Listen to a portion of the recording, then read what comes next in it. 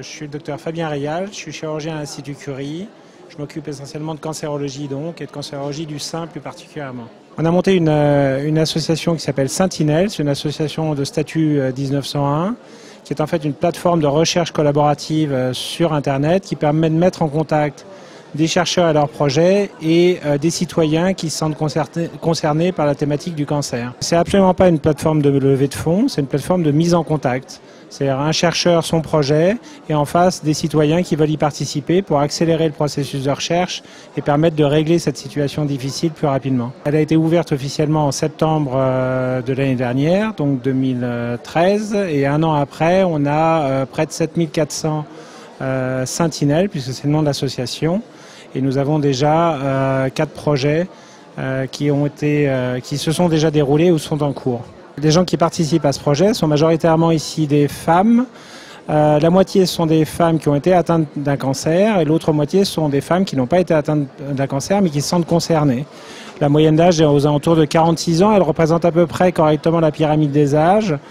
La population est distribuée sur tout le territoire français. On n'est vraiment pas dans une dynamique de récolte de fonds. Il y a pour ça des fondations et des associations qui le font très bien, à commencer par la Fondation ARC pour la recherche contre le cancer, ou la Ligue nationale contre le cancer, la Fondation de France. Enfin, il y a plein d'associations qui font la collecte de fonds. Non, nous, notre problématique, c'est d'accélérer le processus de recherche en mettant directement en contact le chercheur, son projet et les citoyens.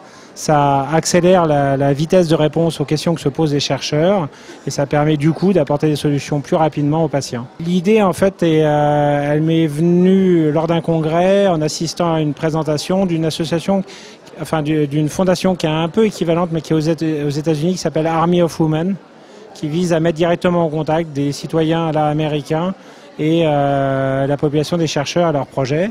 Ils sont à plus de 300 000 citoyennes américaines qui sont impliquées dedans. Ils ont participé de près ou de loin à plus de 100 projets de recherche.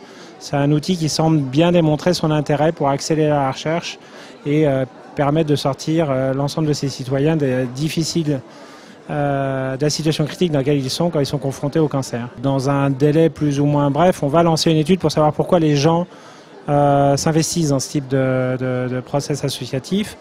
Ce qui apparaît, c'est que la moitié de notre population est une population qui a été directement atteinte et l'autre moitié est probablement une population qui a été proche de gens atteints de cancer.